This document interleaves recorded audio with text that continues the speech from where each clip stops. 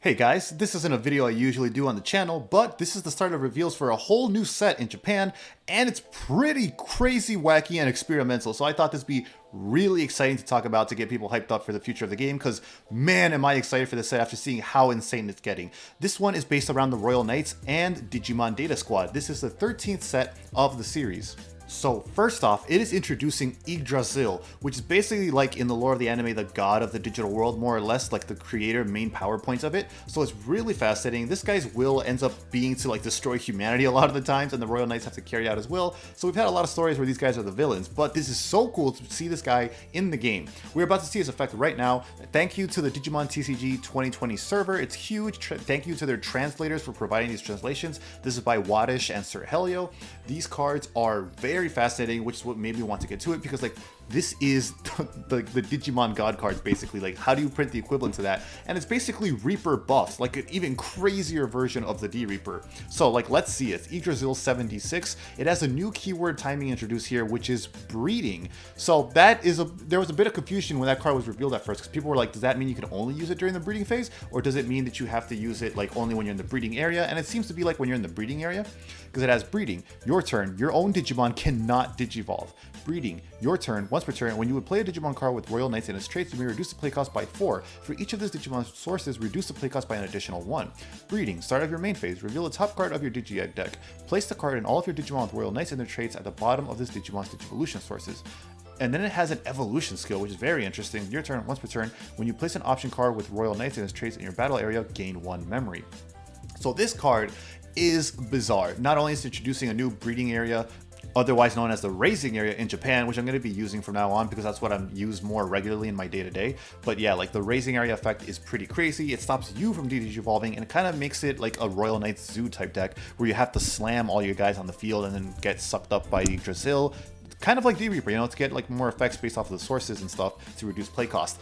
Fascinating. And we have other effects that play off of that breeding area mechanic, because this is like a deck about slamming stuff from that area. So let's go ahead and see. Let's skip ahead to a couple of reveals. This one is Genkumon. This is another one that got me really hyped up because it's just so weird seeing all this stuff that is interacting with the raising area. First off, Genkumon is 5 to digivolve from a black or red level 5. He has blocker, he has on play, or when digivolving, you may play one Digimon card with Sistermon and its name from your trash, or one Digimon card with Royal Knights and its traits from the Digivolution cards of your Digimon in the breeding area without paying its play cost. You cannot play Omnimon or Genkumon with this effect. So like, that is so cool. Like, not only are you playing stuff out of the raising area, which is unheard of before, you are also now doing it from their sources. You're playing Kaiser Nail, but from the breeding area, from the raising area? What the heck?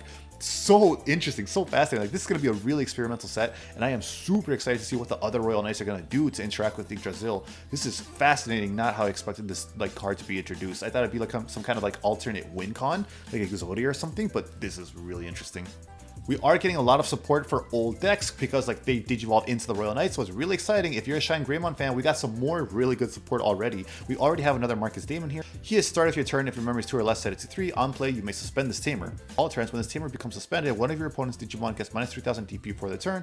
Then if you have a Digimon with Agumon or Greymon in its main, gain 1 memory. That's a really cool effect there to like symbolize Marcus punching a Digimon and then gaining the Digi charge off of it when you gain 1 memory. That is pretty cool. And the security effect just plays it without paying its pay cost. So it's really nice to get another Marcus after we already got one in, I believe it was X4 that they got new Shine Greymon support. Then we have this guy, Homer Yoshima. On play, you may play 1 blue level 3 Digimon card from under one of your blue Digimon's Digivolution cards without paying its memory cost. All turns when you play a blue Digimon. By suspending this tamer, you may place 1 level 4 or lower Digimon card from your hand under that Digimon as its bottom Digivolution card. And security effects are pretty standard tamer stuff. Pretty cool, nothing too crazy, interesting stuff. Then we have Richard Sampson, which is apparently the English dub name of this dude from Data Squad. When this card is trashed from your security stack by an effect, you may play this card without paying its memory cost. So really cool synergy there with Blinding Ray right away. Start of your main phase, if there is a total of 6 or less cards in both player security stacks, gain 1 memory. Main, if there is a total of 6 or less cards in both player security stacks, by suspending this tamer, one of your Kudama may digivolve into a Kintarosmon in your hand, ignoring its level requirements by paying its memory cost. That is a really exciting effect right there, because who knows what kind of new Kudama is going to be printed in this set and how strong the new Kintarosmon is going to be. So being able to warp Digivolve to it right away could be huge, depending on what we get in the set. This is a really exciting card, and I'm glad to see something that's getting more synergy with Blinding Ray, because it's like, if you saw the Farfa video I did, it was such a powerful card that just doesn't see play because of the color. It's so bizarre. Then we have Agumon. He is Digivolve 0 from Koromon. Otherwise, he's 1 cost because he's a dual color rookie, yellow and red. Main, once per turn, treat one of your Marcus Damon as a 3000 DP Digimon for the turn that can't Digivolve. That's awesome. You know, he could be able to swing for game potentially like that. And then inherited, your turn, once per turn, when one of your red or yellow tamers becomes suspended, you may delete one of your opponent's Digimon with 3000 DP or less. So good clearing there. Pretty nice rookie for what it is. It's good. And then we got this new Rise Greymon. This one is super sick. I adore this artwork. It's just awesome. It Digivolves 3 from Trio Greymon. Otherwise, it's 4 from a red or yellow level 4.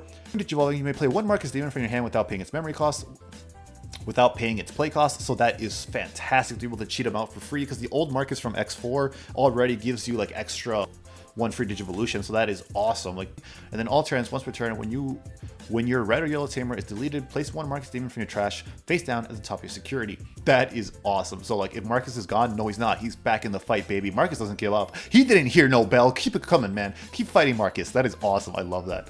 And then we have inherited, once per turn.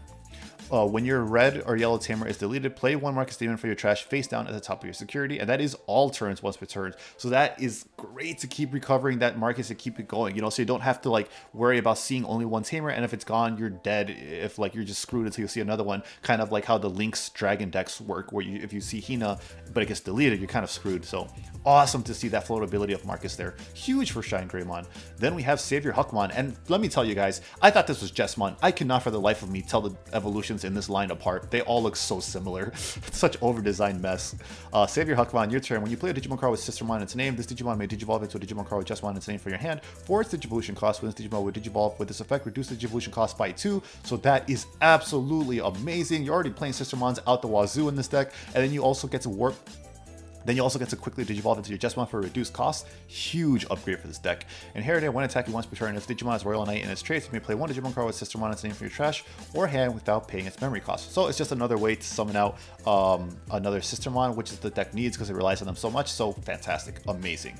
Then we have Doro Greymon. So this is great because with the old Doro Greymon getting limited, we had a lot less protection, and you wouldn't be able to use Doro Greymon X as consistently. So being able to have another one to consistently use it is valuable. When Digivolving, reveal the top 3 cards of your deck. Place 1 card with X antibody in its traits from among them at the bottom of this card's sources. If a card is placed with this effect, this Digimon's DP cannot be reduced until the end of your opponent's turn and trash the remaining cards.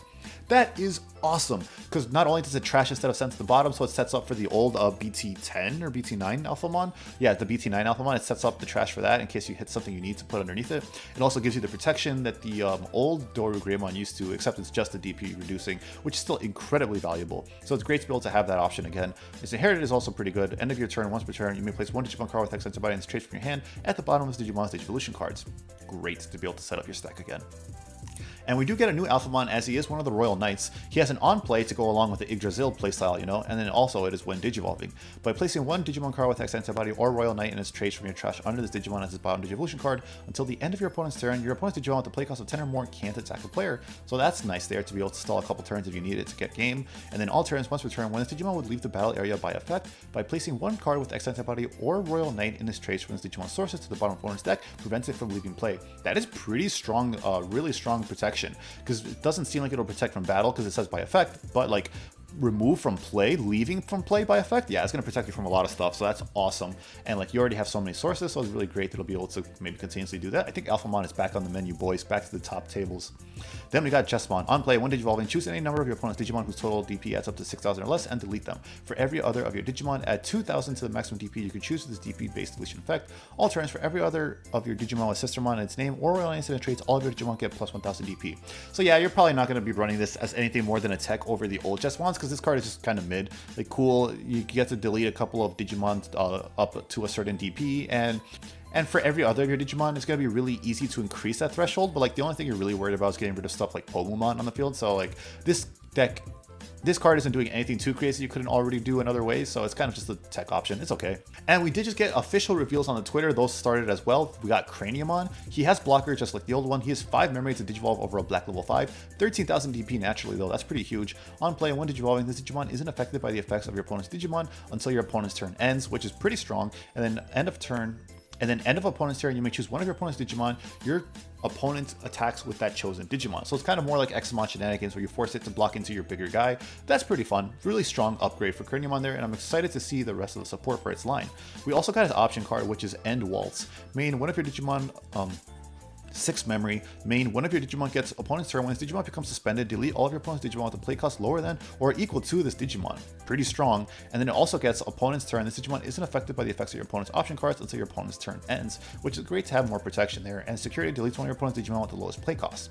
So these are some exciting effects, guys. There's a lot of on-play stuff to synergize with Yggdrasil. There's a lot of experimental design here with the raising area. Like, a lot of decks have not really done that outside of like Venusmon stop stuff coming out of the raising area. D-Reaper is an entire deck where its boss monster comes out of the raising area, which is really interesting. But like, Yggdrasil is playing with it more than we've ever seen before. Like, it has its own raising area keyword. That is so interesting there. It stops you from digivolving. You're like revolving around heart slamming. Genkumon is playing stuff out of the sources from raising area. Like, it's really cool. It takes up your raising area as well too, so like it's gonna be some like trade-off managing there too. It's really interesting to see this kind of stuff coming up in the series, and it's like so fascinating how much within the limitations of the game's design the designers are able to push it and play around with it. I love that. This is truly an exciting set, and I can't wait to see what else comes. I'm not planning to do these kind of things regularly because like card reveal videos do not do too well on the channel traditionally, and like they do daily reveals, so I can't do one for every video. But I figured at the beginning of a set to round up the hype, especially with how experimental this set is shaping up to be, I thought this would be a fun video. But let me know if you guys would like more of this. I'll see you in the next one, and until then, remember to stay hungry until you get a taste of victory. Let me know what is your favorite card revealed so far.